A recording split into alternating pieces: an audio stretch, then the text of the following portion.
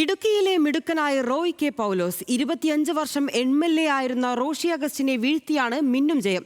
ഇടുക്കിയിലെ ജനങ്ങളോട് വൈരാഗബുദ്ധിയോടെയാണ് പിണറായി സർക്കാർ പെരുമാറിയതെന്നും ഇതിന് പരിഹാരം കാണേണ്ട റോഷി പൂർണ്ണമായും CPIMന്റെ അടിമയായിരുന്നുവെന്നും റോയ് കെ പൗലോസ് ന്യൂസ് മലയാളത്തോട് പറഞ്ഞു.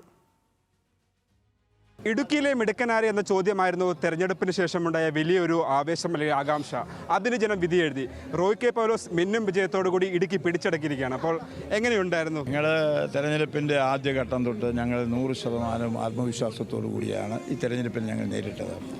ഞങ്ങൾക്ക് അങ്ങനെ ഒരു ആത്മവിശ്വാസം ഉണ്ടാകാൻ കാരണം ഈ കേരളം ഭരിക്കുന്ന പിണറായി സർക്കാരിനോടുള്ള വിരുദ്ധമായ വികാരം ജനങ്ങൾക്കിടയിൽ വളരെ ശക്തമായിട്ടുണ്ട് എന്നുള്ള ബോധ്യം ഞങ്ങളെ സംബന്ധിച്ചുണ്ടായിരുന്നു. ഇടുക്കിക്കാരോടൊരു പ്രത്യേക വൈരാഗ്യ ബുദ്ധിയോടുകൂടിയുള്ള പ്രവർത്തനങ്ങളാണ് അദ്ദേഹം നടത്തിയത്.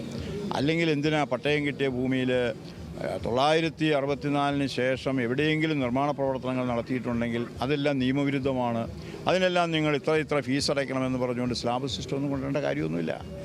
അത് ഈ അടുത്ത തീരുമാനമെടുക്കുന്ന സമയത്തിന് ശേഷമെങ്കിലുള്ളതിന് മതിയായിരുന്നു. ഇത് മുൻകാല പ്രാബല്യത്തോടെ ഇതെല്ലാം കൊണ്ടുവരിക ചെയ്തത്. അതിൽ കൂടുതൽ ദ്രോഹിക്കാൻ എന്താ ഉള്ളത്? പ്രത്യേകമായിട്ടുള്ളൊരു വൈരാഗ്യ ബുദ്ധിയോടുകൂടിയുള്ള പ്രവർത്തനങ്ങൾക്ക് ഈ പിണറായി സർക്കാർ നേതൃത്വം നൽകി. അപ്പോൾ അതിന് പരിഹാരമുണ്ടാക്കേണ്ട ഒരു ആളായിട്ടാണ് റോഷി അഗസ്റ്റിനെ ബഹുമാനപ്പെട്ട ഈ നാട്ടിലെ ജനങ്ങൾ കണ്ടതെന്നാണ് ഞാൻ മനസ്സിലാക്കുന്നത്. കാരണം 20 വർഷം അദ്ദേഹം ഞങ്ങളുടെ കൂടെയായിരുന്നു. ഈ ഒന്നാം പിണറായി സർക്കാർ നടത്തിയ ഈ ജനവിരുദ്ധ ഉത്തരവുകൾക്കെതിരായിട്ടെല്ലാം ഞങ്ങൾ ഒന്നിച്ച് സമരം ചെയ്തവരാണ്.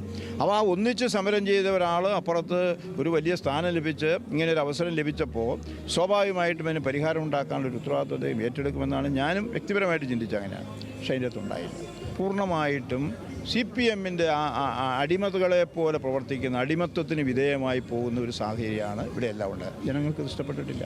അതിൻ്റെ ഒരു വലിയ പ്രതികരണം ഉണ്ടായിട്ടുണ്ട് എന്നാണ് ഞാൻ മനസ്സിലാക്കുന്നത്. കൈപ്പത്തി ചിഹ്നത്തിന് അതിൻ്റേതായിട്ടുള്ള വികാരപരമായിട്ടുള്ള ഒരടുപ്പം ഈ ജില്ലയിലെ ജനങ്ങൾക്കുണ്ട്, നിയമമുള്ള ജനങ്ങൾക്കുണ്ട്. അവിടെയാണ് കഴിഞ്ഞ 5 വർഷക്കാലം ചില തെറ്റിദ്ധാരണകളൊക്കെ ഉണ്ടാക്കി റോഷിക്ക് ജയിക്കാൻ കഴിഞ്ഞത്. രാഷ്ട്രീയ വോട്ടല്ല.